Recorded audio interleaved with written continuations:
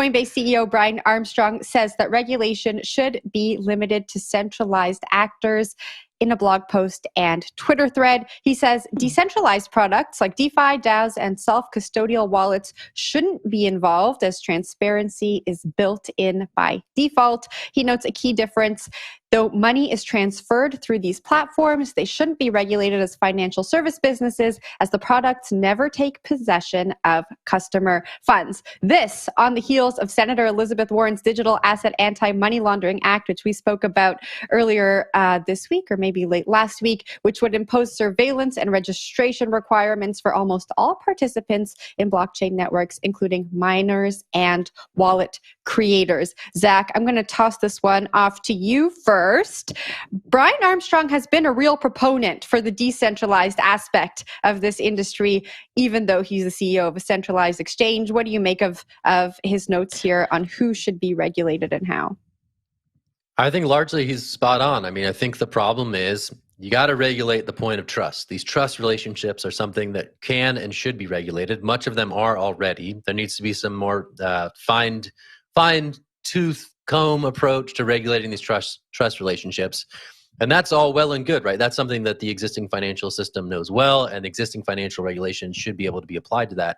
I think the problem that we're seeing on Capitol Hill is like a lack of awareness of how to deal with this other stuff that doesn't have a pre-existing trust relationship baked in, right? So what these bills that we're seeing from Senator Warren and others, they're trying to sort of use a framework for regulating trust relationships in things where it's not really applicable. And so you see these really poorly fitted proposals in terms of regulating DeFi protocols and other things that don't have an actor that needs to be regulated. So I think it's sort of like, again, getting this story out there about, again, we say it all the time, square peg, round hole. DeFi doesn't fit into the same frameworks that the existing regulatory apparatus knows. And I think there's a lot of fears that it's going to be overextended in a way that just doesn't make sense and doesn't suit anyone's interest. And I think it's good for figureheads, albeit from the world of CeFi right here, speaking up and saying, hey, we've got to get this right. Regulate the trust relationships. Let everything else flourish. Ultimately, in the long run, that's going to be better. But again, it's scary. It's unknown territory, and regulators are looking at DeFi and saying, oh, God, this is a mess. We need to do something here. So, yeah, credit to Armstrong for getting out there and sounding the alarm. Actually curious for Wendy's take on this one, so I'm going to toss it to her. So first thing I want to say is big shout out to Brian Armstrong for actually stepping up and doing the right thing and talking about the differences between decentralized exchanges and centralized exchanges. Next, I want to know, I have a question for Elizabeth Warren. I want to know the extent of her relationship with SBF's father when he helped her with her tax bill in 2016. I think she should address that before trying to push any predatory crypto regulations through. I think that's important to address. And then the last piece that I want to talk about is, actually, I forgot what the last piece I wanted to talk about was, but I do want to know that question from Elizabeth Warren. It'll come back to me. But again, I'm very excited that Brian Armstrong is doing the right thing and stepping up and talking about this because, there's some pieces that need to be addressed, and yay for him. I'll get you back, Wendy. I'll toss it to you in a second. The one thing I want to point out here is what Brian Armstrong said about decentralized stablecoins, quote, saying that they're basically the easiest way for regulators to jump into regulating the crypto industry is start with decentralized stablecoins. I think that's a hint and a nod to Terra Luna, which really destroyed the ecosystem back in April and May when that unwound. But it also points to his interest in USDC, the second largest stablecoin behind Tether, which is owned by a consortium between Circle and Coinbase. And that is a regulated stable coin. That's a centralized stable coin. So it's not algo-backed, it's not decentralized, and he's looking for more regulation around it's a competitor product to the one he has stood up itself. And standing up a centralized stable coin costs a lot of money. It's a lot of dollars going to regulation for that product. So I think he's looking at the competitive landscape and seeing what DeFi can do, and also saying like, hey, maybe I want to build a little bit of a moat here. That being said, I do think this is a good contrast versus what SBF did 2 months ago, where he went out and rolled out the red carpet for his own interpretation of what DeFi should be like and how it should be regulated. It's a very different model, very different landscape. And I like that we have someone in the industry standing up and putting out something that's a little bit more palatable to the industry, but also probably a good little handout to regulators. Wendy, I'll throw back to you, get your take on it.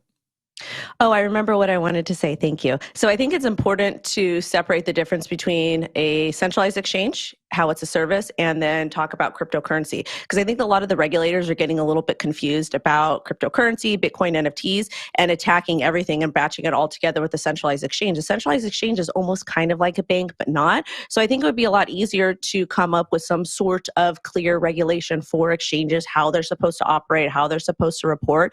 And then once they're able to do that successfully or remotely successfully, then start to tackle cryptocurrency, coins, tokens, and figure out how those work into the ecosystem. Because what we're seeing in a lot of these hearings is everybody saying crypto's a scam, crypto's a scam. But really, Sam Bankman-Fried and FTX what they did over at FTX is completely different than what's happening in the crypto ecosystem. We're talking about an actual exchange that was acting as a bank to an extent. So I think it's important to distinguish the two and then come up with separate regulations instead of just banning everything like what they're trying to do. Yeah, I think that everyone should go and read this blog post. I mean, he outlines several different points, including, a suggestion for a modern day Howey test for securities. He really encourages regulators letting innovation happen so that we can start to solve some of these problems on our own. So he says, as we get more organizations built on-chain using DAOs and smart contracts, we'll see the emergence of on-chain accounting. So again, backing up what Hester Peirce said all those months ago about, allowing organizations the time and space to actually decentralize. I really wish and hope that regulators would pick up just this blog post to understand, where they can start with their regulation. I think it would be a really great guidance for them. Unfortunately, though, I think that what's happened with SBF has eroded the trust that the industry has started to build with regulators. And so I don't know that the regulators are going to look at CEOs of centralized exchanges and take their recommendations with as they should. Wendy?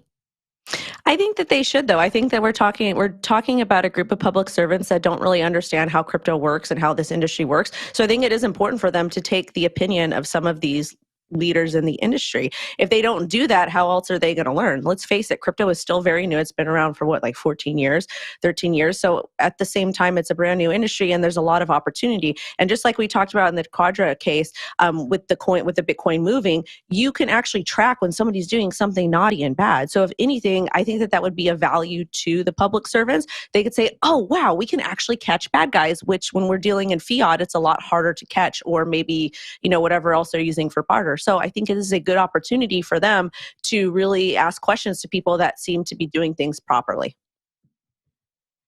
Closing here by saying that Brian Armstrong is optimistic that crypto legislation will pass in 2023, maybe specifically around the stablecoin stuff, but going to be one that's going to be closely watched here in the US.